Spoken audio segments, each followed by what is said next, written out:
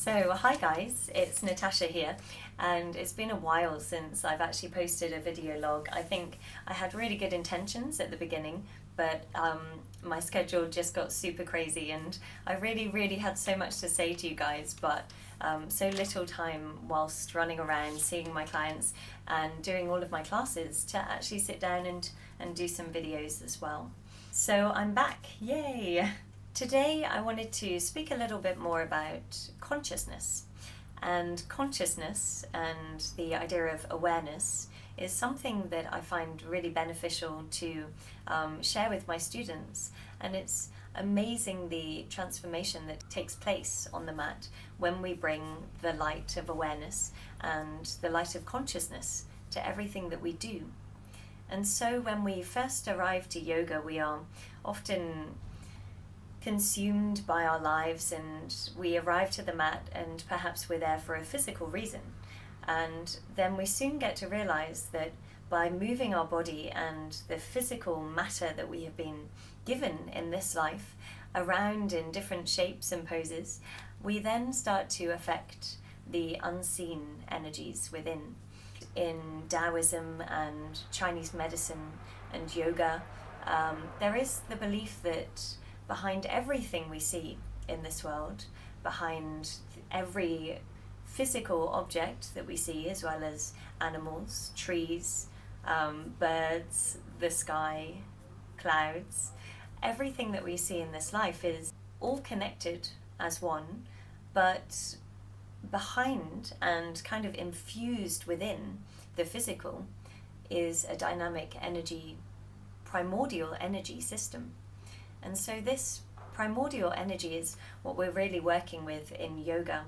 It's the attention that we bring to each and every pose that we do, which allows us to feel the energetics of the physical asana.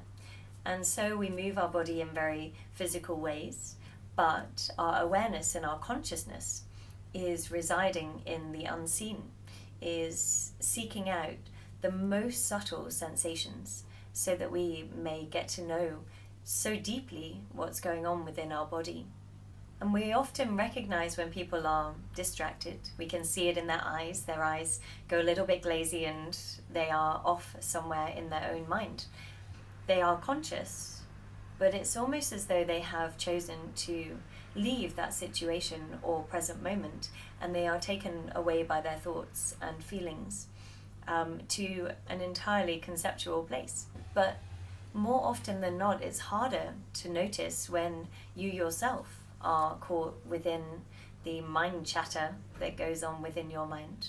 Yoga actually brings us tools to hone our consciousness, to hone our awareness, and to land so deeply in our body that we feel every single movement and translate that into something very beautiful and something very unique in that moment. We are essentially all living in a very profound experience. The profundity of just simply being alive, we often take for granted. We are alive. We are actually alive. How crazy is that? Like, we are in this universe together, alive and breathing and experiencing in the first person a very subjective experience. And so often what happens is we get caught up so much in our first person subjective experience of being the person that we are. I may feel like, right, I'm Natasha, and I move about in a Natasha way and be Natasha and say what Natasha says. But behind all of that, when I sit with myself, when I'm in meditation, I then am able to access something far greater than being simply a person or a character. And within meditation and also yin yoga, I find yin yoga super incredible to reconnect to being and reconnect to the super conscious part of me. I start to soften my grasp and my hold that I have on prefixed ideas, beliefs, and notions. And so in my Natasha state, I think this is a certain way, my body is a certain way, my mind is a certain way, and these can be very limiting beliefs, or they can be very inflated beliefs.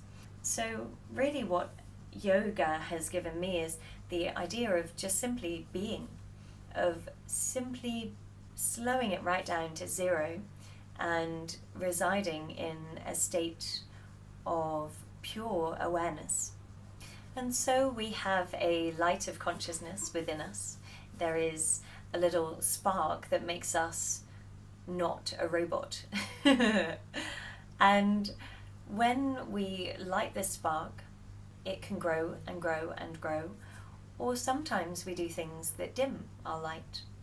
And so it's a very important part of the journey, realizing what dims your light and then what makes it burn even brighter, and then gravitating towards the people, the activities that really light you up, that really set your heart on fire.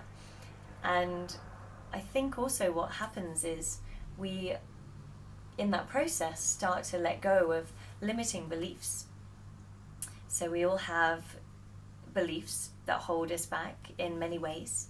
And I think the shedding of those beliefs comes when we accept that not everything is as we thought it was. Not everything is defined, and that's okay. And it's not a scary place to be in when things are less defined. It's actually a place of freedom. But if we can loosen our tight grip and our tight hold on what we hold to be the truth, we can then open ourselves up for new insights and new information to flow into us. The amazing thing about consciousness is that we are always observing, we are always conscious, but we often lose sight or lose the connection, the very strong connection that we can have with being in our body, because the mind chatter is so loud. And everyone has a chatty mind. It is the nature of the mind to talk and label and describe and judge and put things in boxes so that we can understand the immense space out there that exists. Essentially, the limitless potential sometimes in the universe, I think, scares the mind. And so the mind wants to make sense of what it is seeing in front and navigate its way around this existence. And so with that comes the labeling, the limiting, the creating and setting of boundaries and boxes in order to live within. Sometimes the boxes that we create for ourselves become prisons. And so in that moment, we then have to reanalyze and rejuggle what we hold as our truth. Whether we can let go of what we hold as our truth is whether we are ready for it or not. But the practice of yoga makes it so much easier to open up to the new way of being that perhaps we need to step into. Think of it as like wearing really old shoes and not wanting to buy a new pair.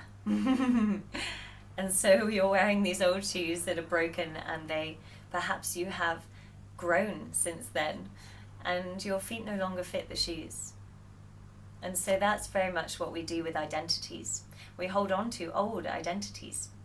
We hold on to fragments of conceptual ideas that have actually become prisons. And so what we need to do really is let them all go. When we let go of the conceptual prisons that we have put ourselves in, and then also others, we then create new space. New space for new identities and new ways of being. As we move through our life, we often go through the motions. So we move from one thing to another, being Natasha or whoever you are being, and yet feel very bored within the constant flow of life. And so yoga actually brings less boredom when we reconnect to that which is alive and that which is part of the unseen energy, that which is inside of us, but also around us, inside of everything. We then feel a new wonderment for the world. We feel a sense of wonder even in the most mundane of activities. We can infuse everything we do with the level of consciousness that we want to operate from. And so if we operate from a really high level of consciousness, we can then bring that same energy to each task that we do. And in that way, we never miss a minute of our very precious and very, very short life. I think what is amazing is that we have this gift. We have the gift of consciousness. It is very much a gift. Consciousness is the way that we know that we exist. It's the very thing that tells us, it's like a deeper knowing of the fact that we are here and we are alive. Consciousness is not attached to any egoic preoccupations, but rather it just is. It just is. It's that part of you that is watching. It's the part of you that is observing the mind chatter or observing other people's vocal chatter. It just is observing. It's that part of you that can step outwards from any situation that you are in and see it from a bigger picture and from a bird's eye view. To not get wrapped up and operate from the ego, that place that feels hurt or rejected or angry or sad or very intensely happy, or those extreme emotions belong to, most of the time, the ego. And so we can step back into a place of very blissful, spacious nothingness that is filled with substance. And from that place, we can then reside in our true nature. We can reside in that part of us that is very blissfully content. And so I'll be speaking a lot more about this topic, and then also many other topics that really get me going, that really excite me. And I'll be talking more at Yoga for Syria. This weekend I'm teaching a workshop at 3:15, and it's in the Ugly Duck in London. So if you're around London, then do come along. And it's a whole day for raising money for Syrian refugees. And so I also have classes in London, so hopefully I'll see you at one of those soon. I have a workshop coming up on the 13th of November, and so this will be magical yin for the meridians. The meridian lines is something that I'm going to go into in further detail. I find it fascinating, and it belongs to Chinese medicine, Taoism, and acupuncture and acupressure. I'll also be talking a lot about. So do come along, and I hope I get to see you at a workshop very soon. Check my website, natashakerryyoga.com, for more details, and I'll see you soon.